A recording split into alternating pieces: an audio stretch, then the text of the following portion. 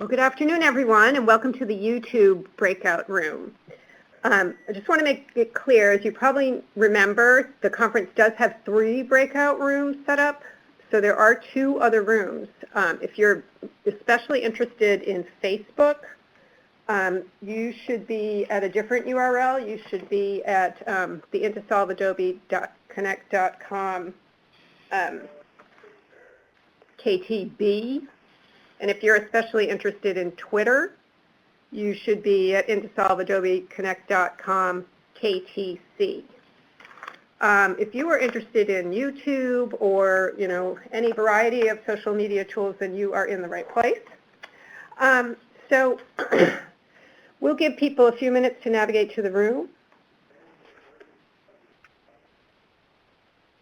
Okay, and then we'll get started. And as you log in, please introduce yourself with your first and last name if you haven't already done so. As far as my first and last name, that would be Kathleen Murphy. I am KTDRR's Evaluation and Technical Assistance Manager, and along with my colleague from KTDRR, Joanne Starks, I'll be moderating this discussion this afternoon. You want to say hi, Joanne? Hi, everybody. Glad to be here.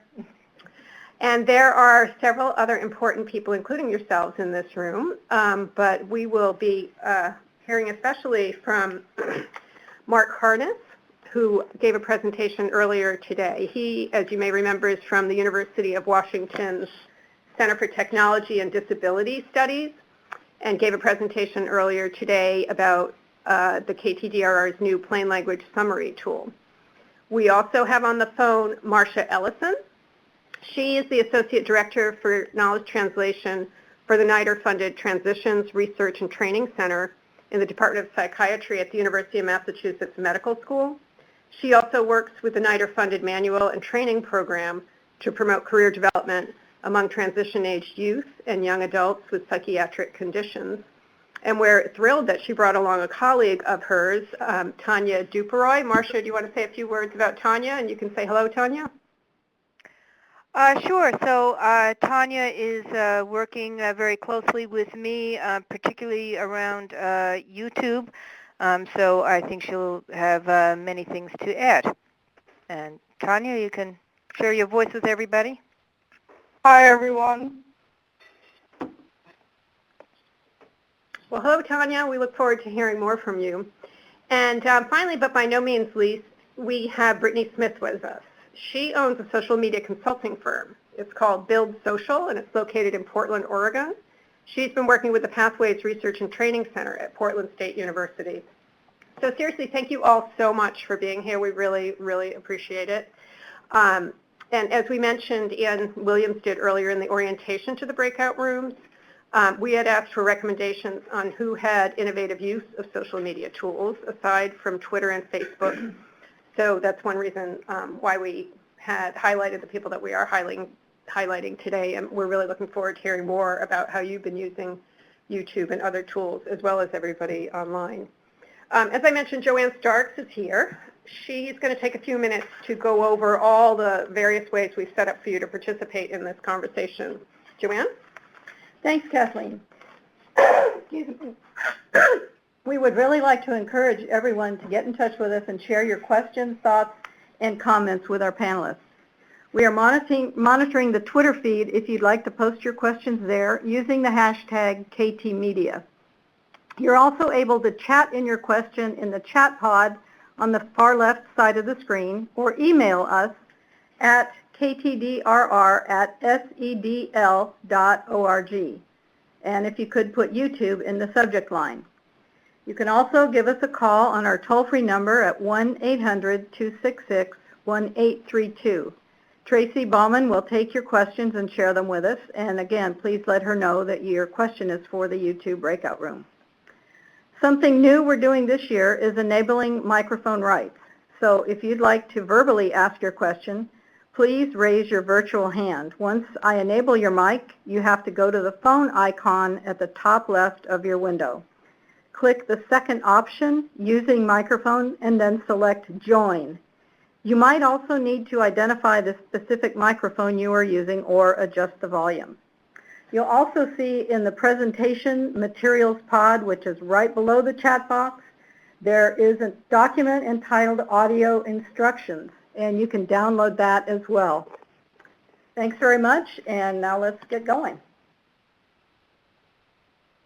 Great, thanks, Joanne. So as she said, let's start our conversation. So we'd like to first hear a little bit more about all of our panelists' experiences. Marcia, would you like to start us off? Marcia and Tanya, could you describe what you've done?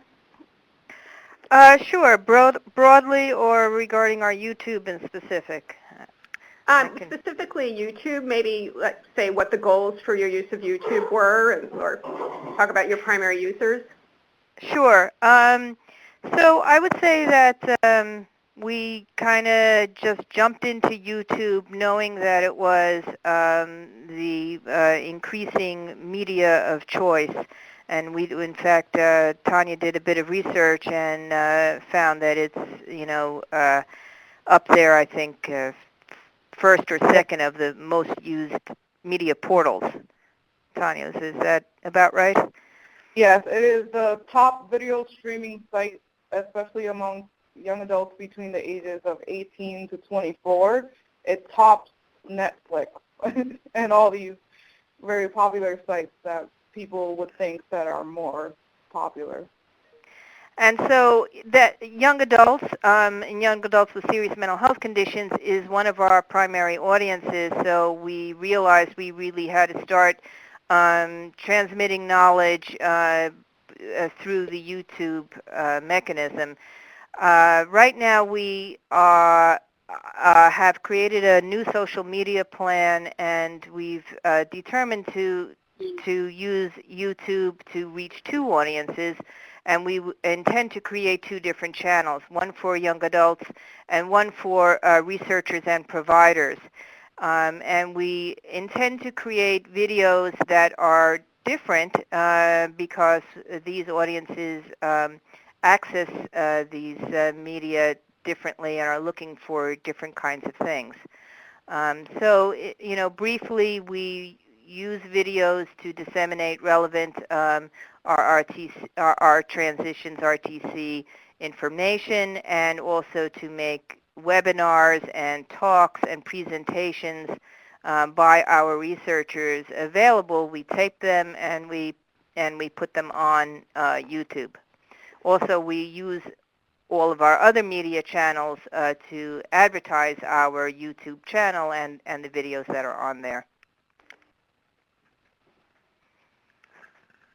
Okay, so that gave people a taste of what you've been up to. Brittany, how about you and your organization? How have you been using YouTube? Well, my understanding is that I'm here just to talk more generally about social media. We have not specifically utilized YouTube. For us, it just kind of came down to capacity and looking at what platforms we could be on and realistically maintain. So for us, we focused on Twitter and Facebook. Okay, maybe you could talk about, there was interest earlier in combining uses of two tools. So since there are other rooms talking about specifically Twitter and Facebook in autonomous ways, do you, do you use them for different purposes, or do you kind of have your messages get redundancy through the two channels, or what's your strategy? That's a great question. So we also, like Transitions RTC, we did some research on through the Pew Internet and American Life Project. That's one of my favorite tools to see what all the data is that's out there about social media and how people are using it. So we did some research and found that both Twitter and Facebook made sense for our audiences. It's a very similar audience to Transitions RTC. But we did find that different people, there are, like, for example, there's a higher prevalence of minority populations that use Twitter, and the audience using Twitter tends to be slightly younger. Facebook, on the other hand, 73% of online adults across the United States are on Facebook. So it's a little bit more of a melting pot. We did find that youth and young adults are using Facebook a little bit differently than they did previously. So, for example, a lot of youth and young adults are finding that their parents are on Facebook, and sometimes even their grandparents are on Facebook. And so they're just a little bit more intentional about their privacy settings and how they're using Facebook.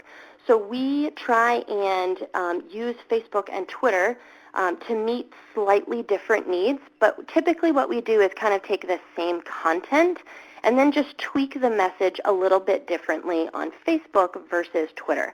And a part of that is simply because of the constraints of the platforms. So as we all know, with Twitter, you only have 140 characters. So we're going to package that message a little bit differently on Twitter than we might on Facebook.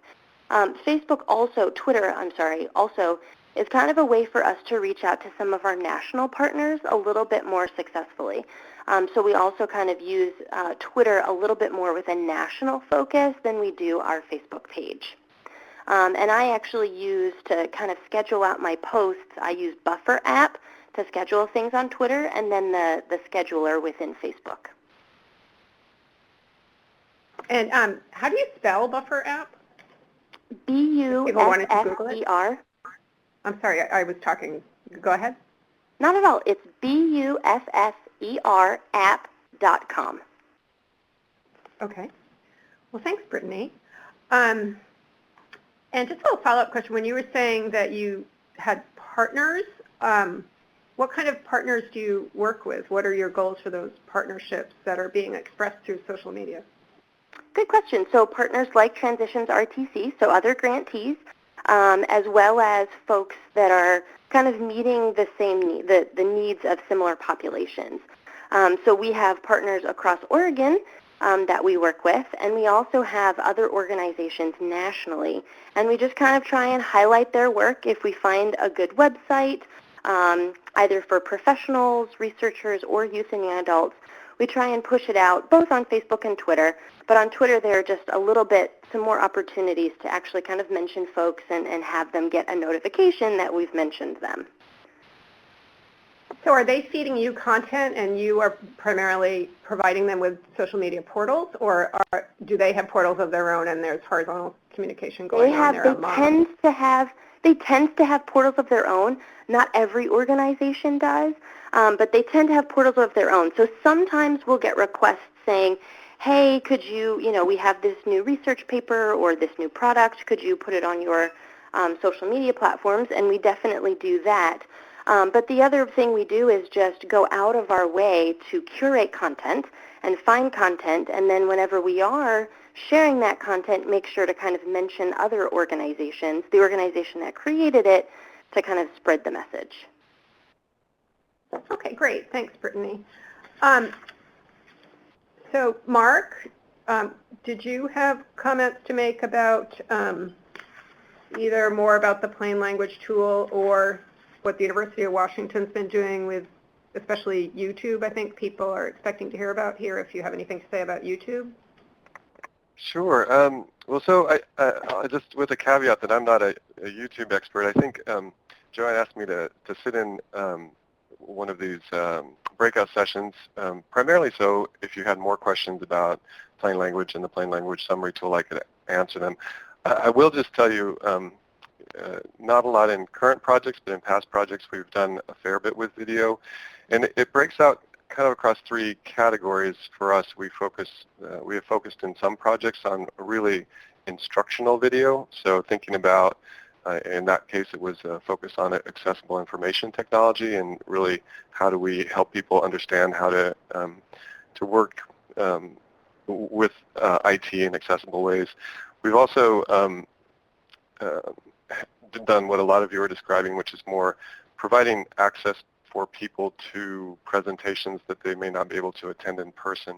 And then the third way, which we've done less of, but the larger network we work with, the ADA National Network, I think does quite a bit of, is the use of YouTube for public service announcements and trying to change perceptions around the ADA and about inclusion for people with disabilities.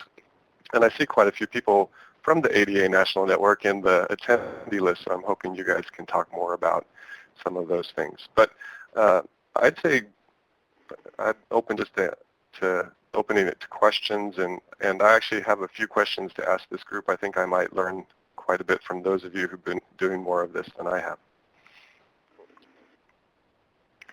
So this is Marsha Ellison. I think I'll jump in and describe another way that we've used YouTube. I'll actually ask Tanya to describe our intended YouTube web shows, because this is not this is rather than trying to post webinars and presentations that we've done and taped. This is an effort to create our own videos that are not necessarily instructional, but have a different intent. So I'll let Tanya describe that for a moment. Right. So by going to many different webinars and by looking a lot of things up online about YouTube, and well, basically I just want to say first that our YouTube is very young. It's only been around for a year and a few months, but basically what we've learned is that we need to have a more solid schedule with our YouTube. People are looking for like a schedule. So more, sorry. So people want it to be something that they can expect coming. So for example, a monthly schedule. If you tell someone that the video is coming out on the first Tuesday of every month at 9 o'clock, then some people will literally be on YouTube waiting for that video to come up.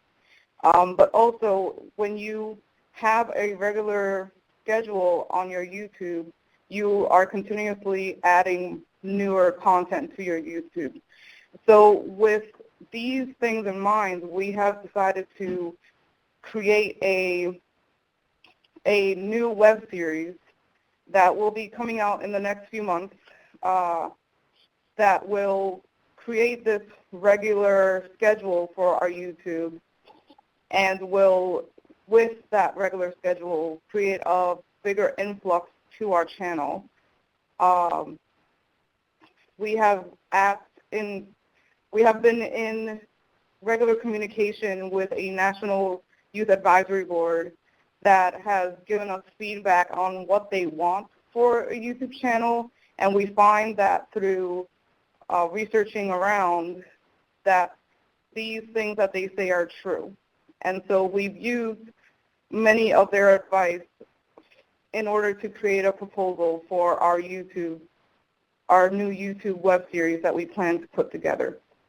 I don't know if I should just go ahead and say any of these things that they have said. For example, people want shorter titles.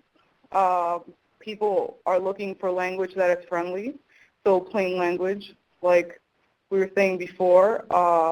People are looking for pictures of actual people in the thumbnails of the videos, and people are looking in general for shorter videos. So with all these things in mind, we are planning a web series that will be a resource for young adults with serious mental health conditions that are looking for helpful tools that can help them in the areas of employment, education, mental health recovery, and independent living.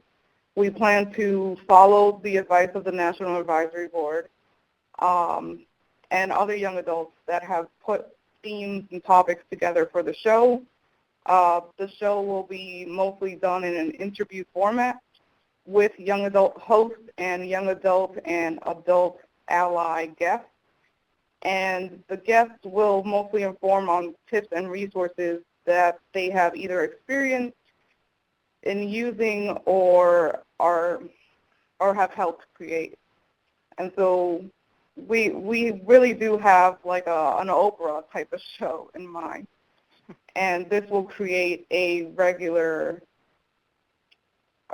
schedule for our channel, which is what people really need in order to go to your channel on a regular basis.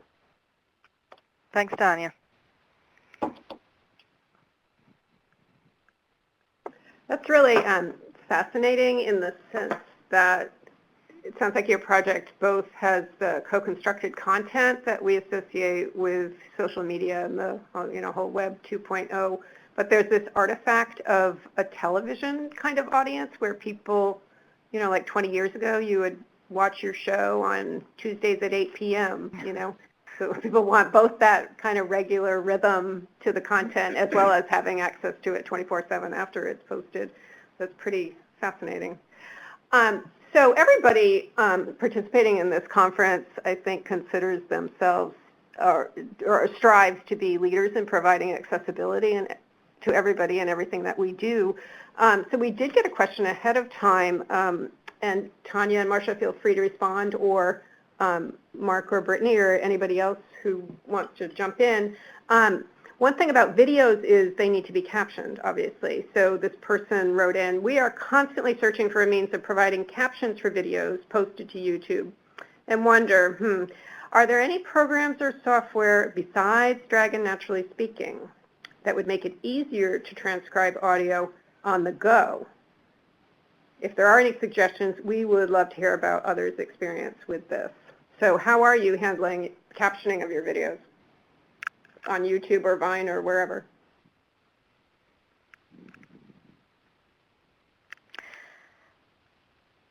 Well, So hearing... go ahead.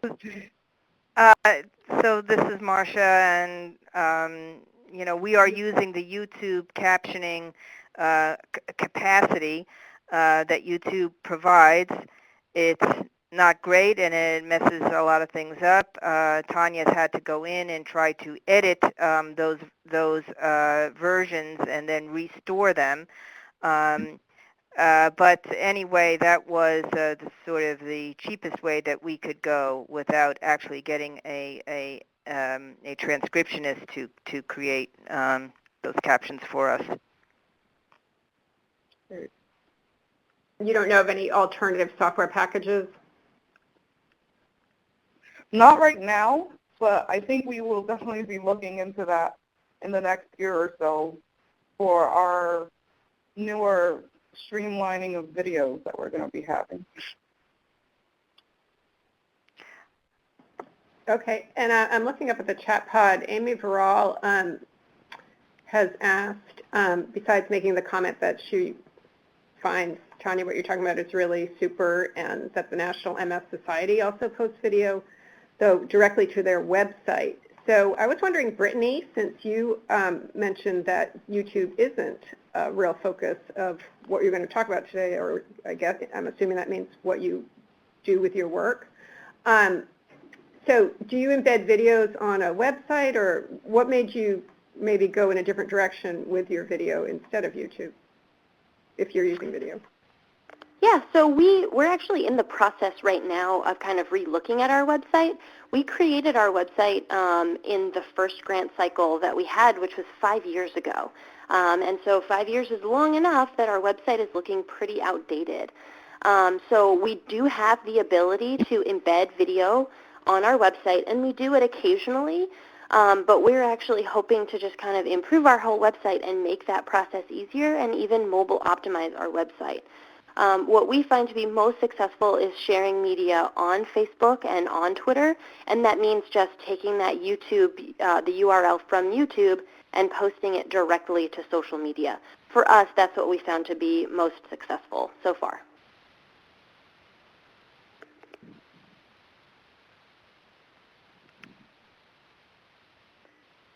Okay. Another question that we were thinking about as we at KTGR when we were planning these sessions, inevitably, at least some of this is new to some of us, and people are trying various ways of getting messages out there to various audiences using social media. And so as with anything new, people run into roadblocks. So are there any lessons learned that, you've done things and you've realized, wow, sure wouldn't do it that way again, that anybody online could share?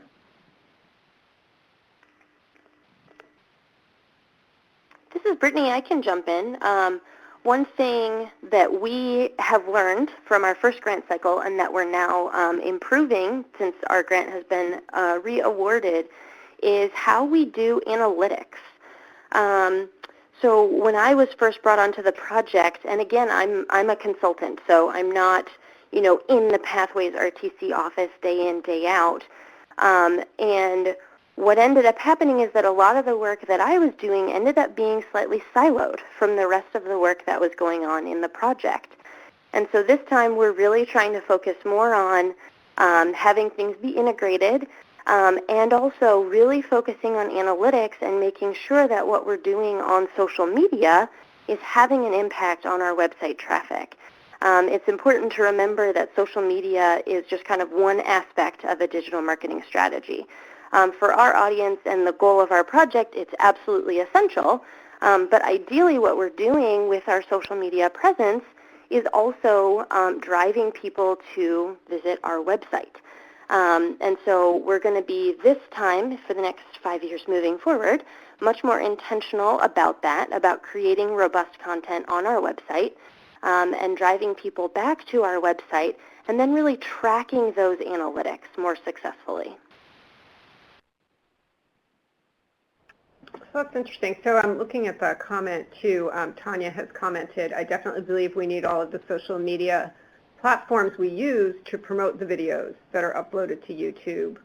Not everyone visits the actual YouTube website, but most people do have a social media presence, which makes me wonder, do you all view YouTube then as more an auxiliary tool, that it's a prerequisite in order to be successful in its use, that you're already engaged in some other way online? Right. As someone who uses YouTube a lot, I would say that I do see it as a tool to actually upload videos onto the internet. But it's so easy to, once you do that, to take a link and just blast it through emails, Facebook, Twitter, Tumblr, or whatever social media platform you may have. It's not easy for you to say, hey, go visit our YouTube website and just find this one video. You kind of do need to take that link and throw it out there for people to view the specific video that you want them to see. Not everyone is going to sit there and rifle through all of your videos to find the ones that they want.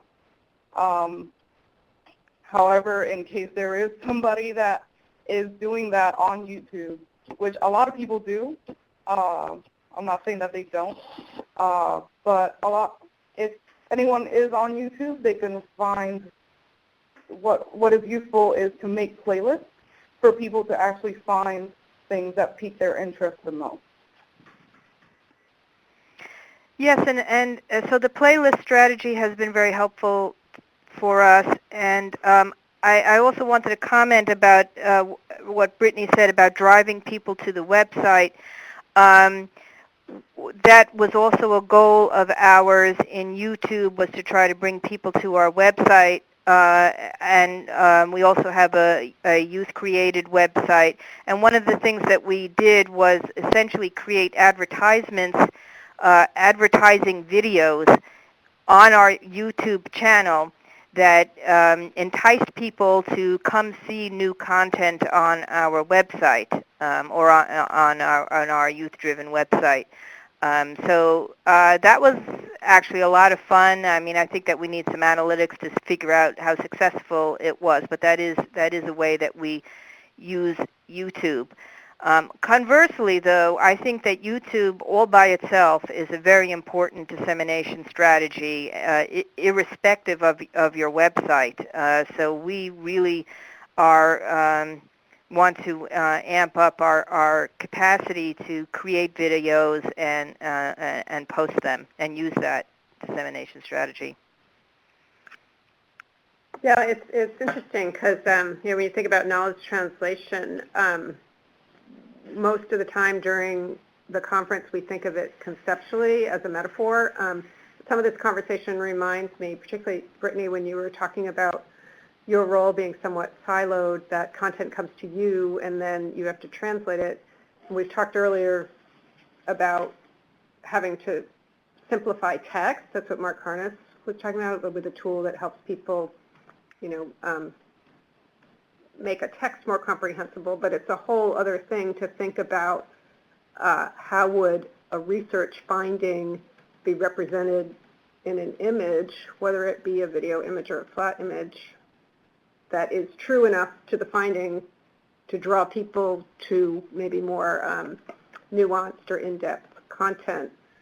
So anyway, it's just kind of food for thought. So we've talked a little bit Kathleen, about, yes, Mark. Mm-hmm.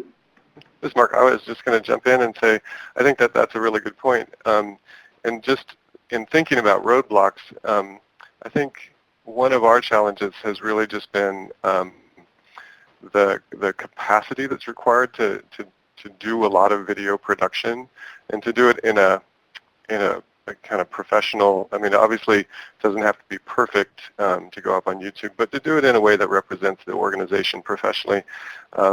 That's a step beyond what a lot of us have experience with, and so it means bringing in people who have skill in video editing, who know how the captioning works, and who can get it uploaded to YouTube, and then also combining that with exactly what you're talking about, which is kind of the translation. And the translation to text is one thing, but the translation to a visual media is another thing. And so I think that that's kind of it's a roadblock we've encountered, where we've, in some of our projects, said, you know what, we just don't have the capacity, financial or perhaps in terms of the expertise available to do a lot with video. So I think planning that in the beginning so that you're budgeting for it, thinking about who will do that work is an important thing to think about. Yes, definitely. Whenever KTDRR does surveys asking grantees about this, that issue comes up about how to budget for KT, what kinds of staff capacity is necessary, and you're even getting into, we've been talking about it here at KTDR, the actual physical facility. You know, what really background is going to look appropriate for something. Mm-hmm. Mm-hmm. You know, this is Marsha Ellison. I just want to say this, that we felt very much we needed a video for our State of the Science conference, and I asked Tanya to create a video montage. That's what we wound up doing, and using pieces of professional video that was created by other organizations, and then creating our own 27-minute video. Speaking for Tanya, she did the whole thing on Movie Maker, I believe it was the software. It took a lot of time, but it was wonderful, and you know, it's not studio quality, but it is terrific. I'm so pleased with it. We've had many hundreds of views of it on our YouTube channel, and that's a 27-minute video. So sometimes capacity is not as deterrent as you might think, especially if you have like an energetic young adult who is willing to just dive into the technology and do it. As a sequel, I would say to that in our interest of doing a web series, we did approach the IT department of our university and discovered that they have lighting equipment, a stage, and cameras, and very willing to professionally tape this for us and do the editing for us for free. So who knows? Maybe, maybe your university will too. So when you say a montage, do you mean you did a series of short videos and edited them together, or you used and repurposed some existing content from other organizations? Okay. So it is a montage of videos that were pre-existing, some in other organizations and some of our own videos. We did, I think, make one or two newer videos to put into the montage in particular. But yes, I think what I believe personally is that because it is a montage of videos, it gains more attention from people, because we've been saying in the comments that people's attention spans right now are not so great with videos, so people are definitely attracted to 1 to 3 minute videos, and 5 to 7 minute videos can be okay. But since it is a montage, people can choose to watch 2 or 3 sections of it and just kind of cut off whenever they want and then come back to it at a place that they can hold. I don't know.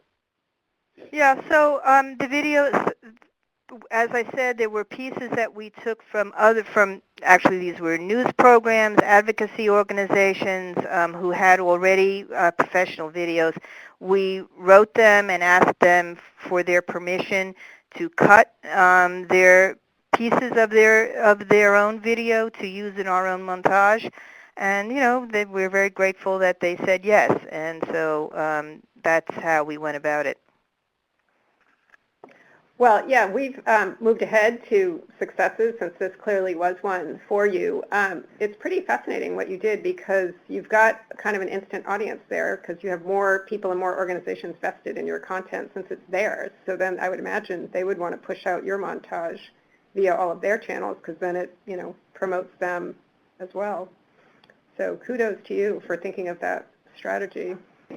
So the other thing that occurred to me with that strategy of putting together different pieces of existing content is then you can have, you could switch gears a little bit. You could have some videos that maybe represent you and some a more research-oriented perspective, not that you're not, but I'm actually reading a question here and I'm trying to seg, so I'll just read it. It's really for you, Mark. It's how do you overcome the knowledge gap between you, the researcher, and the knowledge user? So I was thinking of this being a strategy because a person could triangulate perspectives if there's different videos coming into one. But what are your thoughts on that? Let's see if I can track back. Thinking about knowledge gaps, which we were talking about. Yeah, earlier, that's sort of the knowledge gap between the researcher and the user. Well, I think that you start by trying to understand who you're trying to reach, obviously. So having some sense for who those users are, and we spend some time trying to think about a range of issues that may affect understanding. So whether English is a primary language, whether folks, what the levels of literacy are, kind of what backgrounds people have and are coming from. So, beginning with an understanding of your audience obviously is important. And then generating content and then taking it out for user testing, I think, is the other critical piece. And that's something that we try to do with most of our content development through cognitive interviewing, where we have people read materials, then we sit down with them, and we ask them questions to see how they understood different kinds of information. We have them tell us about pieces of the content that they found confusing. And it's not just the textual content, but also any kind of graphical content that's part of the material that's being developed. And then based on that, then we make revisions, and ideally, time allowing, we take it back to the user and we ask for a second round. And so I think that's kind of a standard, typical process. Probably a lot of you use that to get your content written in a way that's meaningful for your user. You were talking about kind of triangulating. Help me understand that question. Well, it's just a thought I had when Marcia and Tanya were talking about that they put together different pieces of existing content.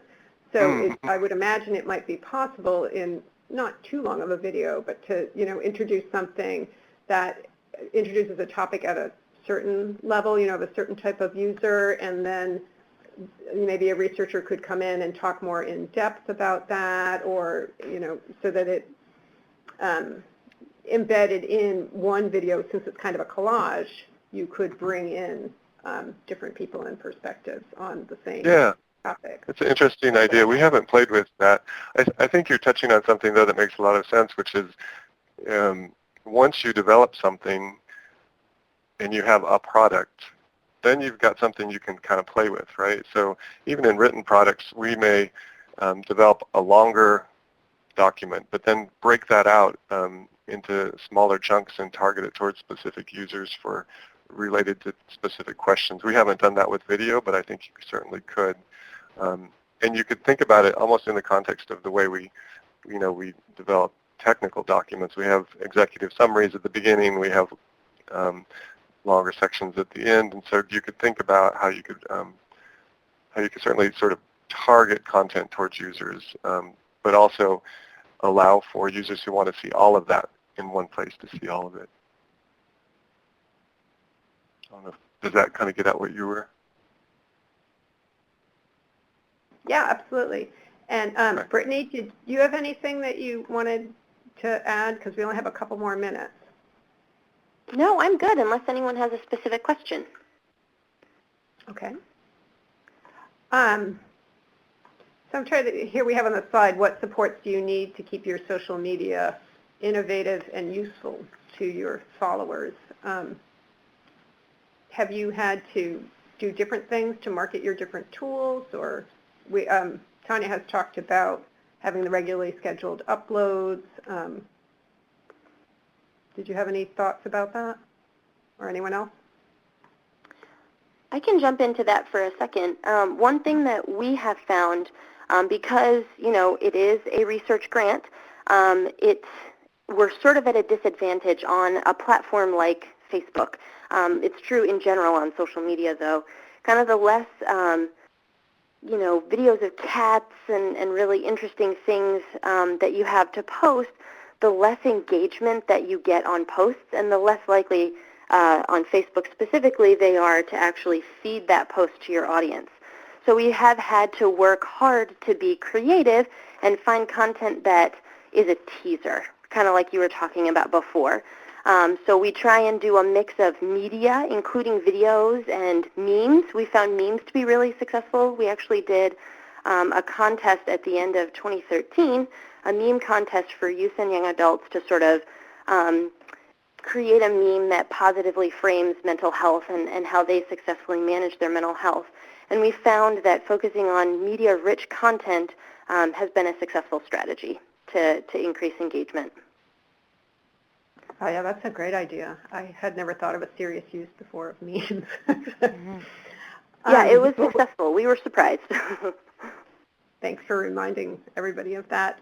Well, we are at the top of the hour. Thanks so much to Mark, Marcia, Brittany, all of those who participated. So we're closing day 2 of our 2014 Knowledge Translation Conference.